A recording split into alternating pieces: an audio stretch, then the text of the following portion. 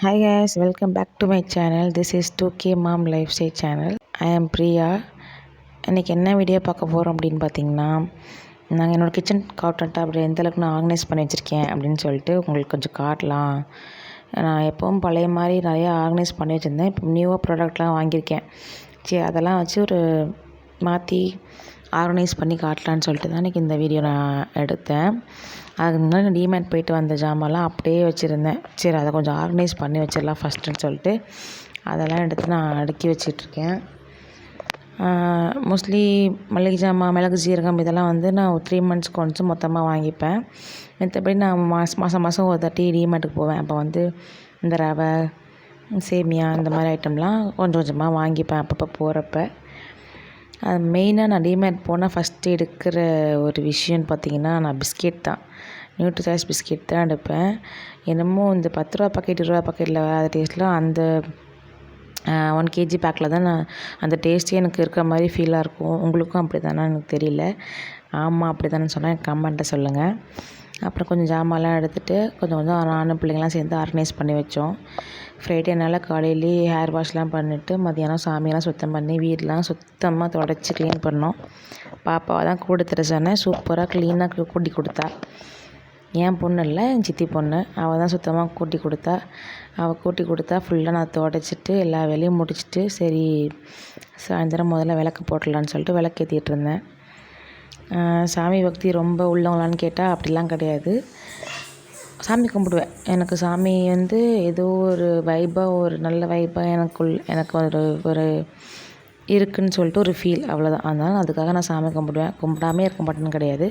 Friday once வந்து சாமி கும்பிட்டா தான் அந்த வீக்கே கொஞ்சம் நல்லா போன மாதிரி ஃபீலாக இருக்கும். அது ஏதாவது தடங்களாகி நான் கும்பிடாமல் விட்டுட்டேன்னா என்னடா அப்படியே ஏதோ சேடாக அந்த வீக்கை போகிற மாதிரி இருக்கும். அதனால் கம்பல்சரி வீக்லி ஒன்ஸ் சாமி கும்பிட்ருவேன். மற்றபடி டெய்லி காலையில் எழுந்துச்சி விளக்கு போட்டு சாமி கும்பிட்ற ஆளான்னு கேட்டால் அப்படிலாம் கிடையாது. வீக்லி ஒன்ஸ் சாமிக்கு விளக்கு போட்டு பூஜை பண்ணிவிட்டு சாம்பிராணி போட்டு வெளி விளக்கெலாம் ஏற்றி வச்சுட்டு சுத்தமாக க்ளீன் பண்ணி சாமி கும்பிட்டா தான் கும்பிட்ட மாதிரி இருக்கும். அப்படின்னா மட்டும் தான் கும்பிடுவேன். இந்த அரைகுறையாக க்ளீன் பண்ணிட்டு கும்பிட மாட்டேன். அது எனக்கும் அது மனசு திருப்தியாக இருக்காது. என்றைக்கு என்னால் முடியுதோ அன்றைக்கி சுத்தமாக க்ளீன் பண்ணிட்டு சாமி கும்பிடுவேன். அப்படி சாமியெல்லாம் கும்பிட்டுட்டு ஒரு வழியாக முடிச்சாச்சு. அந்த ஃபோட்டோவில் இருக்கவங்க எங்கள் அப்பா, மேலே வந்து அவங்க தாத்தா பாட்டி, அவங்க 2 பேரும் தான். எங்கள் அப்பா வந்து நான் சின்ன வயசாக இருக்கும்போது இறந்துட்டாங்க. நான் எனக்கு வந்து ஒரு 11 வயசுங்கும் போது அவங்க இறந்துட்டாங்க. ஆக்சிடெண்ட் தான், வேறு எதுவும் இல்லை. அதனால் அவங்க அப்போவே எங்களை விட்டுட்டு போயிட்டாங்க. சரி, அதை பற்றி நம்ம போக போக அடுத்தது வீடியோவில் பேசலாம். அப்படியே சாம்பிராணி காட்டிகிட்டு இருந்தேன். சாம்பிராணி காட்டி முடிச்சதுக்கப்புறம் சூடமும் காட்டிட்டு விழுந்து கும்பிட்டு சாமி கும்பிட்டு முடிச்சாச்சு. எங்கள் வீட்டில் பிள்ளைங்களுமே ரொம்ப ஆர்வமாக சாமி கும்பிடுவாங்க. பாப்பாவும் சரி, பாப்பா சின்ன வயசுலேருந்து நல்லா சாமி கும்பிடுவா. அந்த பால் டப்பா பழக்கம் மட்டும் அவளுக்கு போக மாட்டேங்குது. எப்படி தான் அதை நான் மாற்ற போகிறேன்னு எனக்கு தெரியல. அடுத்த மாதம் வேறு ஸ்கூல் சேர்க்க போகிறோம். ஸ்கூல் போகிறா, எப்படி இந்த பால் டப்பா விட போகிறான்னு தெரில, எப்படி போக போகிறான்னு தெரில ஸ்கூலுக்கு.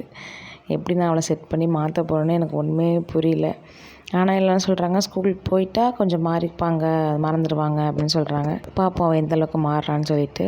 நான் இந்த ரேக் வந்து மீஷோவில் தான் ஆர்டர் பண்ணி வாங்கியிருந்தேன். இந்த ரேக்கோட உண்மையிலே சூப்பரான யூஸ்ஃபுல்லான ப்ராடக்ட் தாங்க. எனக்கு பக்கத்தில் வைக்கிறதுக்கு எதுவுமே இல்லாமல் ரொம்ப சிரமப்பட்டுறேன். சரி, இதை ஆர்டர் பண்ணியிருந்தேன். கொடுக்குற ப்ரைஸ்க்கு ஒர்த்துன்னு தான் சொல்லணும். நான் இதோட லிங்க் வந்து கீழே டிஸ்கிரிப்ஷனில் கொடுக்குறேன். வேணுங்கிறவங்க பார்த்து வாங்கிக்கோங்க. ஃபஸ்ட்டு எல்லாத்தையும் எடுத்துடலான்னு சொல்லிட்டு எல்லாத்தையும் எடுத்து க்ளீன் பண்ணேன். அந்த பேப்பரை பாருங்கள் எவ்வளோ எண்ணெய்ன்னு சொல்லிட்டு. எண்ணெய் ரேக்கில் மட்டும் ஏன் தான் இவ்வளோ எண்ணெய் ஆகுதுன்னு தெரில.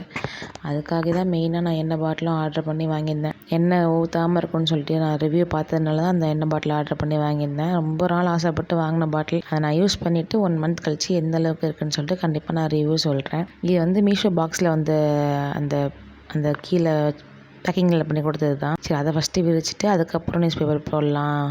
ஏன்னா அப்போ தான் எந்த அளவுக்கு எண்ணெய் கீழே வடிதுங்கிறது தெரியுங்காக நியூஸ் பேப்பரும் நான் கீழே போட்டுக்கிட்டேன். அதை மட்டும் மாற்றிக்கலாம்ல அப்பப்போ, அதனால் அதை மட்டும் அப்புறம் விரிச்சுக்கிட்டேன். ஃபஸ்ட்டு எல்லா ரேக்கையும் எடுத்துட்டு துடைச்சிட்டு அதுக்கப்புறமா தான் இதெல்லாம் நான் ஆர்கனைஸ் பண்ணலாம் ரெடி பண்ணிட்டு இருந்தேன். நம்மளுக்கு என்றைக்கோ ஒரு நாள் தான் பண்ணுறோம், அதை நம்ம நீட்டாக அழகாக பண்ணிடலான்னு சொல்லிட்டு நீட்டாக பண்ணிகிட்டு இருந்தேன். ஃபஸ்ட்டு இந்த ரேக்லேயே நம்ம ஆயில் பாட்டில்லாம் கண்டெய்னர்லாம் அடுக்கி வச்சிடலாம் அப்படின்னு சொல்லிட்டு தான் இந்த இதை வந்து சரி பண்ணிகிட்ருந்தேன். பாட்டில் நான் ஆர்டர் பண்ணியிருக்கேன். இது எந்த அளவுக்கு எனக்கு ஒர்க் அவுட் ஆகும்னு தெரியல. ஆனால் பாட்டில் வைஸ் சூப்பராக தான் இருக்குது. இந்த போட்டு அப்படின்னு ஒரு வாட்டி கீழே போட்டேன். ஆனால் ஒன்றும் ஆகலை. கீழே போடல, சைடில் சாஞ்சிருச்சு கைப்பட்டு. இல்லை ஃபஸ்ட்டு இந்த மாதிரி தான் ஆர்கனைஸ் பண்ணி பார்த்தேன், நீட்டாக இருந்துச்சு. ஆனால் நடுப்புற அவ்வளோ கேப் இருந்த மாதிரி இருந்துச்சு. ஏன் அந்த கேப்பை விடுவானேன்னு சொல்லிட்டு திரும்ப வந்து அந்த குட்டி குட்டி கண்டெய்னர்லாம் ஒரே பக்கமாக அடுக்கினோடனே அது ஒரு நீட்டாகவும் வந்துச்சு, நிறையா ஸ்பேஸும் இருந்துச்சு.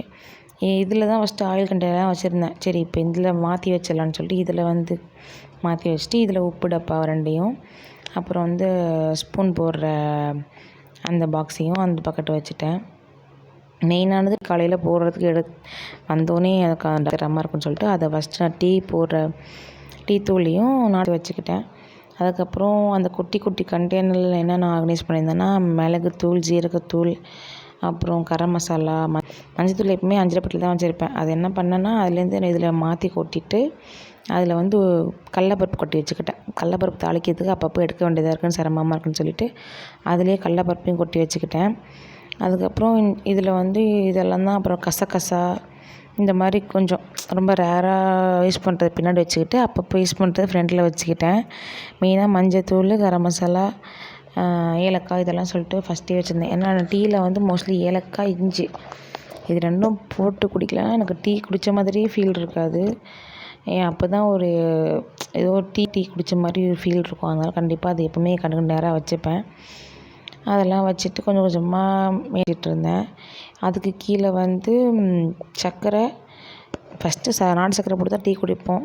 அது இல்லைன்னா வெல்லம் போட்டு குடிப்போம். அதில் என்றைக்காவது பனக்கல்கண்டு போட்டு பால் குடிப்போம். அதனால் பனக்கல்கண்டு, வெல்லம், சர்க்கரை 3 கீழே வச்சுட்டேன். அதுக்கு பக்கத்துலேயே சாம்பார் தூளை பாக்ஸில் மாற்றி கொட்டி வச்சுக்கிட்டேன். பின்னாடி வந்து பேக்கிங் சோடா, கலர் பவுடர், அதாவது ஃபுட் கலர் எல்லாமே நான் அதுக்கு பின்னாடி வச்சுக்கிட்டேன். ரொம்ப எடுக்காததை மட்டும் பின்னாடி வச்சுக்கிட்டு நம்மளுக்கு வேணுங்கிறத மட்டும் ஃப்ரண்ட்டில் அடுக்கி வச்சுக்கிட்டேன். இந்த மாதிரி கொஞ்சம் ஆர்கனைஸ் பண்ணிக்கிட்டேன்னா கொஞ்சம் ஈஸியாக இருக்கும் உங்களுக்கு எடுக்கிறதுக்கு வைக்கிறதுக்கெலாம். அதனால் இந்த மாதிரி நான் ஆர்கனைஸ் பண்ணி வச்சுக்கிட்டேன். எனக்கு இந்த பாக்ஸில் கொட்டே இருந்துச்சா, நான் என்ன பண்ணேன்னா அந்த ஃபன்னல் கொடுத்துருந்தாங்கல்ல எண்ணெய் ஊற்றுறதுக்கு, அந்த ஃபன்னல்லே வச்சுட்டு எல்லாத்தையும் கொட்டிட்டு திரும்ப கழுவிட்டு நான் எண்ணெய் ஊற்றிக்கிட்டேன். அந்த ஃபன்னல் எண்ணெய் ஊற்றுறதுக்கு மட்டும் இல்லை, இந்த மாதிரி இந்த பாக்ஸில் கொட்டுறதுக்கும் அது ஈஸியாகவே இருக்குது. இல்லைனா அது கொட்டுறது கொஞ்சம் கஷ்டம்தான். கொஞ்சம் குட்டி வாயாக இருக்கிறதுனால ஃபனல் வச்சு கொட்டினா கொஞ்சம் ஈஸியாக இருக்குது. அந்த மாதிரி இந்த ஃபனல் வச்சு தான் எல்லாத்தையுமே நான் கொட்டி ஆர்கனைஸ் பண்ணேன். ஓகே கைஸ், எனக்கு தெரிஞ்ச அளவுக்கு என்னால் எந்த அளவுக்கு அழகாக பண்ண முடியுமோ ஆர்கனைஸ் பண்ண முடியுமோ ஆர்கனைஸ் பண்ணியிருக்கேன். நீங்கள் இன்னும் எந்த மாதிரிலாம் ஆர்கனைஸ் பண்ணலான்னு சொல்லிட்டு எனக்கு ஐடியாஸ் இருந்தால் கமெண்ட்டில் கண்டிப்பாக சொல்லுங்கள். உங்களோட ஒவ்வொரு கமெண்ட்டும் தான் எனக்கு ரொம்ப பூஸ்ட்டாக இருக்கும் நான் அடுத்தடுத்த ஸ்டெப் நான் வீடியோ பண்ணுறதுக்கு. இது வேறு மாதிரி என்ன மாதிரி ஆர்கனைஸ் பண்ணால் நல்லாயிருக்குன்னு சொல்லிட்டு எனக்கு கண்டிப்பாக கமெண்ட்டில் சொல்லுங்கள். நாளைக்கு இன்னொரு இன்ட்ரெஸ்டிங்கான வீடியோவோட நெக்ஸ்ட் வீக் நான் பார்க்குறேன். இந்த வீடியோ உங்களுக்கு பிடிச்சிருந்தா லைக் பண்ணிக்கோங்க, சப்ஸ்கிரைப் பண்ணிக்கோங்க, உங்கள் ஃப்ரெண்ட்ஸ் கூட ஷேர் பண்ணிக்கோங்க. ஓகே ஃப்ரெண்ட்ஸ், மறக்காமல் இந்த ஸ்பெக்ஸ் எப்படி இருக்குன்னு சொல்லிட்டு எனக்கு கமெண்ட்டில் சொல்லிடுங்க. Tata, bye by.